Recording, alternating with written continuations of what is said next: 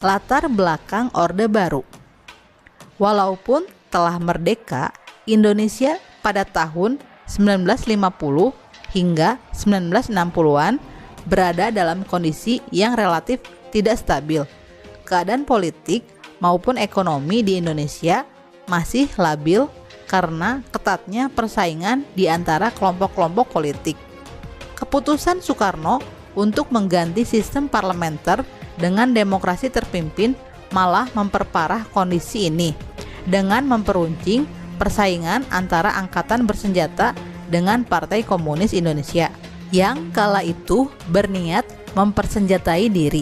Saat peristiwa Gerakan 30 September terjadi mengakibatkan diberangusnya PKI dari Indonesia. Sejak saat itu, kekuasaan Soekarno perlahan-lahan mulai melemah. Lahirnya Orde Baru. Orde Baru lahir dari diterbitkannya surat perintah yang kemudian menjadi dasar legalitasnya. Guna mengatasi keadaan yang tidak menentu, Presiden Soekarno mengeluarkan surat perintah yang ditujukan kepada Letnan Jenderal Soeharto selaku Menteri Panglima Angkatan Darat untuk mengambil tindakan dalam rangka menjamin keamanan, ketenangan, dan stabilitas pemerintahan demi keutuhan bangsa dan negara Republik Indonesia. Perumusan surat perintah ini dibantu oleh 3 perwira tinggi, yaitu Mayor Jenderal Basuki Rahmat, Brigadir Jenderal M. Yusuf, Brigadir Jenderal Amir Mahmud, dan Brigadir Jenderal Subur. Komandan Pasukan Pengawal Presiden Cakrabirawa. Surat perintah inilah yang kemudian dikenal sebagai Surat Perintah 11 Maret atau Super Semar. Penyerahan kekuasaan dari Presiden Soekarno kepada Soeharto tersebut dikukuhkan dalam sidang istimewa MPRS. Isi TAP MPRS tersebut ialah: pada dasarnya, Orde Baru adalah suatu tantangan di dalam kehidupan rakyat Indonesia kembali kepada Pancasila dan Undang-Undang Dasar 45, dan juga mengembalikan bangsa Indonesia ke jalan yang lurus di dalam tuntunan yang dikenal ialah sebagai Tri Tuntutan Rakyat atau Tritura. Berikut isi Tritura.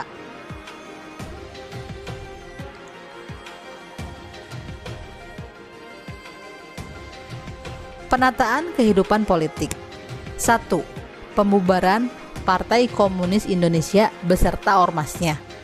Dalam rangka menjamin keamanan, ketenangan, serta stabilitas pemerintahan, Soeharto sebagai pengemban Super Semar telah mengeluarkan kebijakan, diantaranya: 2. Penyederhanaan partai politik. Pada tahun 1973, setelah dilaksanakannya pemilu yang pertama di masa Orde Baru, pemerintah melakukan penyederhanaan dan penggabungan partai-partai politik menjadi 3, yaitu: 3. Pemilihan umum. Selama masa Orde Baru, pemerintah berhasil melaksanakan 6 kali pemilihan umum, yaitu tahun 1971, 1977, 1982, 1987, 1992, dan 1997. Pemilu berlangsung dengan asas luber, langsung, umum, bebas, dan rahasia. 4. Peran ganda atau dwi fungsi ABRI. ABRI selain menjadi angkatan bersenjata, ABRI juga memegang fungsi politik, menjadikannya organisasi politik terbesar di negara. Timbulnya pemberian peran ganda pada ABRI karena adanya pemikiran bahwa TNI adalah tentara pejuang dan pejuang tentara. Kedudukan TNI dan Polri dalam pemerintah adalah sama. 5. Pedoman penghayatan dan pengamalan Pancasila atau P4. Pada tanggal 12 April 1976, Presiden Soeharto mengemukakan gagasan mengenai pedoman untuk menghayati dan mengamalkan Pancasila yang terkenal dengan nama Eka Prastya Pancakarsa atau Pedoman Penghayatan dan Pengamalan Pancasila P4. Menolak Pancasila sebagai asas tunggal merupakan pengkhianatan terhadap kehidupan berbangsa dan bernegara. Pancasila dianggap memiliki kesakralan atau kesaktian yang tidak boleh diperdebatkan. Penataan politik luar negeri. 1. Kembali menjadi anggota PBB. Pada tanggal 28 September 1966, Indonesia kembali menjadi anggota Perserikatan Bangsa-Bangsa. Keputusan untuk kembali menjadi anggota PBB dikarenakan pemerintah sadar bahwa banyak manfaat yang diperoleh Indonesia selama menjadi anggota pada tahun 1955 sampai 1964. Hal ini ditunjukkan dengan dipilihnya Adam Malik sebagai Ketua Majelis Umum PBB untuk masa sidang tahun 1974, dan Indonesia juga memulihkan hubungan dengan sejumlah negara seperti India, Thailand, Australia, dan negara-negara lainnya yang sempat renggang akibat politik konfrontasi Orde Lama. 2. Normalisasi hubungan dengan negara lain. Pemulihan hubungan dengan Singapura. Dengan perantara Dubes Pakistan untuk Myanmar, Habibur Rahman, hubungan Indonesia dengan Singapura berhasil dipulihkan kembali. Pada tanggal 2 Juni 1966, pemerintah Indonesia menyampaikan nota pengakuan atas Republik Singapura kepada Perdana Menteri Lee Kuan Yew. Lalu, pemerintah Singapura menyampaikan nota jawaban kesediaan untuk mengadakan hubungan diplomatik dengan Indonesia. Pemulihan dengan Malaysia. Normalisasi hubungan Indonesia dengan Malaysia dimulai dengan diadakannya perundingan di Bangkok pada 20 Mei sampai 1 Juni 1966 yang menghasilkan Perjanjian Bangkok. Isi perjanjian tersebut adalah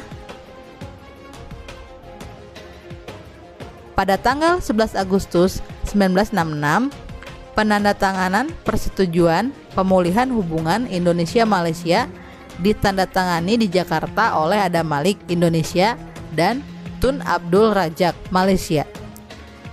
Pembekuan hubungan dengan RRT, Republik Rakyat Tiongkok. Pada tanggal 1 Oktober 1967, pemerintah Republik Indonesia membekukan hubungan diplomatik dengan Republik Rakyat Tiongkok. Keputusan tersebut dilakukan karena RRT telah mencampuri urusan dalam negeri Indonesia dengan cara memberikan bantuan kepada gerakan 30 September, baik untuk persiapan, pelaksanaan, maupun sesudah terjadinya pemberontakan tersebut. Selain itu, pemerintah Indonesia merasa kecewa dengan tindakan teror yang dilakukan orang-orang Cina terhadap gedung, harta, dan anggota-anggota Kedutaan Besar Republik Indonesia di Peking. Pemerintah RRT juga telah memberikan perlindungan kepada tokoh-tokoh gerakan 30 September di luar negeri, serta secara terang-terangan menyokong bangkitnya kembali PKI, Partai Komunis Indonesia. Melalui media masanya, RRT telah melakukan kampanye menyerang Orde Baru. Pada 30 Oktober 1967, pemerintah Indonesia secara resmi menutup kedutaan besar di Peking. Penataan kehidupan ekonomi. 1. Stabilisasi dan rehabilitasi ekonomi. Untuk mengatasi keadaan ekonomi yang kacau sebagai peninggalan pemerintah Orde Lama, pemerintah Orde Baru melakukan langkah-langkah yang mengacu pada ketetapan MPRS nomor 23 MPRS 1966 tersebut adalah 2. Kerjasama luar negeri. Pertemuan Tokyo 19 sampai 20 September 1966. Pertemuan Amsterdam 23 sampai 24 Februari 1967. 3. Pembangunan nasional. Trilogi pembangunan. Isi trilogi pembangunan adalah pelaksanaan pembangunan nasional. Pembangunan nasional direalisasikan melalui pembangunan jangka pendek dan pembangunan jangka panjang. dan pembangunan jangka pendek dirancang melalui program pembangunan 5 tahun atau PELITA. Sedangkan pembangunan jangka panjang mencakup periode 25-30 tahun. Selama masa Orde Baru, pemerintah telah melaksanakan 6 PELITA, yaitu PELITA 1, PELITA 2, PELITA 3, PELITA 4, PELITA 5, dan PELITA 6. Kekurangan pemerintahan Orde Baru. 1. Kepemimpinan yang cenderung otoriter karena penggunaan pendekatan keamanan. 2. Partai Golongan Karya atau Golkar menjadi alat utama penstabil perekonomian, sementara Partai Demokrasi Indonesia atau PDI dan Partai Persatuan Pembangunan atau P3 hanya bertindak sebagai pendamping. 3. Pembangunan Indonesia tidak merata dan timbulnya kesenjangan pembangunan antara pusat dan daerah. 4. Pemerintah dinilai gagal memberikan nilai berdemokrasi yang baik. Kelebihan pemerintahan Orde Baru. 1. Pertumbuhan ekonomi yang tinggi karena setiap program pembangunan pemerintah terencana dengan baik dan hasilnya dapat terlihat secara konkret. 2. Indonesia berhasil mengubah status dari negara pengimpor beras menjadi bangsa yang bisa memenuhi kebutuhan beras sendiri. 3. Penurunan angka kemiskinan yang diikuti dengan perbaikan kesejahteraan rakyat, penurunan angka kematian bayi, dan angka partisipasi pendidikan dasar yang meningkat. Keempat, pemerintah sentralistik yang berarti seluruh pengambilan keputusan hanya dapat dilakukan oleh pemerintah pusat. Pada masa Orde Baru, memang banyak sekali kontroversi yang berkembang di kalangan sejarawan maupun masyarakat. Ada yang pro dan banyak yang kontra. Banyak sisi negatifnya dan banyak pula sisi positifnya. Terlepas dari itu semua, pada masa ini kehidupan ekonomi, politik, dan sosial begitu sangat aman terkendali. Harga sembako murah, BBM murah, masyarakat sejahtera. Tidak ada preman yang seliweran mengintimidasi. Tidak ada geng motor ugal-ugalan. Keadaan aman terkendali, suhu politik stabil, bahkan politik luar negeri Indonesia begitu disegani hingga disebut sebagai macan Asia.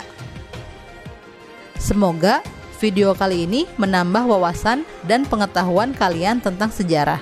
Sampai ketemu dalam materi berikutnya.